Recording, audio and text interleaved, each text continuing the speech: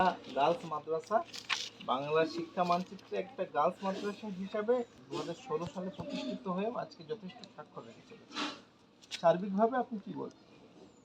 এটা অত্যন্ত খুশির খবর। পশ্চিমবঙ্গ মাদ্রাসা শিক্ষা ব্যবস্থায় মাদ্রাসা পঠন পাঠনে হজরত সুমাইয়া গার্লস মাদ্রাসা একটা দৃষ্টান্ত রেখেছে, যেটা যদিও ফজলুরপুর হাই মাদ্রাসার থ্রু দিয়ে পরীক্ষা দেওয়ানো হয়, কিন্তু পুরোপুরি পরিকাঠামো বা শিক্ষা ব্যবস্থা সবটাই কিন্তু হজরত সুমাইয়া গার্লস মাদ্রাসা তার নিজস্ব শিক্ষা ব্যবস্থার মধ্য দিয়েই পরিচালিত হয় এবং তার হজরত মৌলানা নাসিরউদ্দিন সাহেবের নেতৃত্বেই হয়।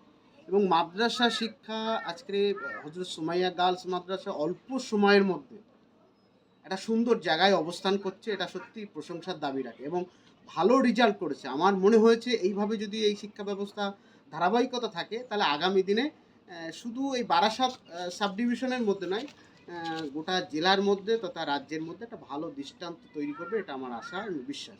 এবং আমরাও চেষ্টা করছি সার্বিকভাবে ফজলুরপুর হাই মাদ্রাসা আরও যারা শিক্ষার্থীরা আছে, ছাত্রছাত্রীরা আছে, আমরা সবাইয়ের কাছে আমরা চেষ্টা করব, আমাদের শিক্ষকরাও চেষ্টা করছেন। কারণ মাদ্রাসা শিক্ষা নিয়ে বর্তমান সময়ে নানান রকম কথা হচ্ছে, সেই জায়গায় দাঁড়িয়ে আজকের মাদ্রাসা শিক্ষা বাংলা তথা দেশের জন্য যে দৃষ্টান্ত রাখছে, সত্যি গর্বের বিষয়। এটা খুব ভালো লাগছে। এরা উচ্চ জায়গায় অবস্থান করছে, আগামী দিনে আরও ভালো জায়গায় অবস্থান করবে, এটা আমাদের মনে হয়েছে। কিন্তু মাদ্রাসা আজকের নতুন সরকার এসেছে, আমি আজকের এই যদিও এখন সে কথা বলার নয়, তবু আমি একটু বলে রাখছি, নতুন সরকারের কাছে আমাদের দাবি থাকবে, আবেদন থাকবে, যাতে মাদ্রাসা শিক্ষা যে অবস্থায় অবস্থান করছে এ রাজ্যে, সেই অবস্থানটা যেন আরও সুন্দর থেকে সুন্দরতম হয়, সেটার দিকে নজর রাখা। মাদ্রাসা শিক্ষার প্রতি যেন কোনো রকম কেউ কটূক্তি, খারাপ মন্তব্য, কোনো খারাপ চিন্তা ভাবনা, এই মানসিকতা যেন সাধারণ মানুষের মধ্যে না আসে, এটার দিকেটা নজর রাখা আমাদের মনে হয়েছে। এটা যে নতুন সরকার সেটা পদক্ষেপ নেবে এবং গ্রহণ করবে। ধন্যবাদ। আপনার নাম পরিচয়?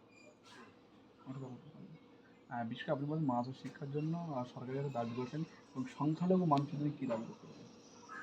সংখ্যালঘু মানুষের জন্য সার্বিকভাবে বলতে গেলে, কারণ আমরা জানি সংখ্যালঘুদের বিভিন্ন সমস্যা, এবং নতুন সরকার এসে অনেকেই আতঙ্কের মধ্যে অবস্থান করছে, কিন্তু এই আতঙ্কটা কতটা সত্যতা পাবে সেটা সময় বলবে। কিন্তু আমার ব্যক্তিগতভাবে মনে হয়েছে, যদি সরকার সঠিকভাবে সংবিধান মেনে এবং দেশের গণতন্ত্র মেনে যদি পদক্ষেপ গ্রহণ করে, তাহলে আমাদের শিক্ষা ব্যবস্থায়, মাদ্রাসা শিক্ষা ব্যবস্থায় কোনো রকম ক্ষতির আশঙ্কা থাকবে না। কিন্তু সংবিধান মেনে যদি কাজ না হয়, তাহলে কিন্তু ভয়ের আশঙ্কা আছে। আমরা বিভিন্ন ক্ষেত্রে বিভিন্ন রাজ্যে যেগুলো দেখতে পাই, মাদ্রাসা কটূক্তি, মাদ্রাসায় খারাপ ভাবনা চিন্তা, দেশদ্রোহী, নানান রকম কথা শুনি, আদতে তার কোনো বাস্তবতা আমরা কিন্তু কখনোই কোনো সময় পাইনি, কোনো দৃষ্টান্ত নেই।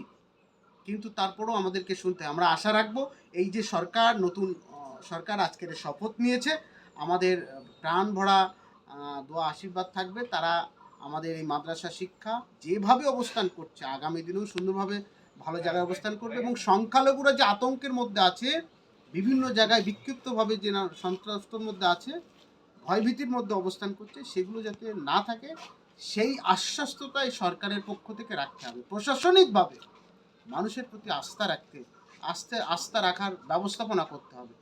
সরকারের সম্পর্কে আরও অন্য অন্য রাজ্য, যেমন উড়িষ্যা, বিহার, আসাম, উত্তরপ্রদেশ, সেগুলোতে সরকারের যে নানান রকম দিকগুলো আমাদের সামনে উঠে আসে, সেই দিকগুলো যাতে না আসে।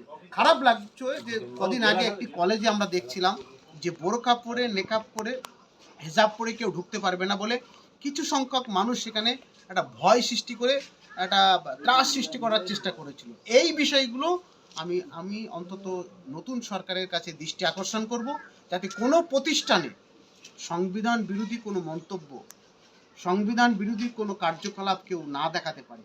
কে পড়বে, কি পড়বে, সেটা তার ব্যক্তিগত ব্যাপার। স্বাধীনতা ভারতবর্ষ কীভাবে চলবে সেটা সংবিধান অনুযায়ী চলবে, গণতন্ত্রের মধ্য দিয়ে চলবে।